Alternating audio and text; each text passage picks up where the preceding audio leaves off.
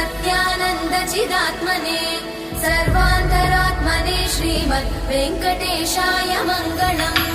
स्वतः सर्वविदे सर्वशक्तये सर्वशेषिणे सुलभाय सुशीलाय वेङ्कटेशाय मङ्गलम्।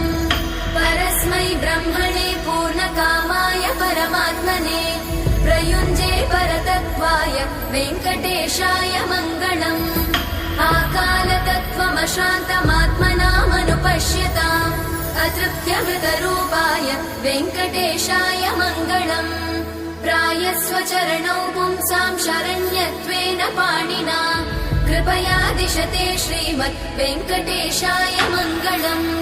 दयामृततरङ्गिण्यास्तरङ्गैरिव शीतलै अपाङ्गैः सिञ्चते विश्वं वेङ्कटेशाय मङ्गलम्। स्रग्भूषां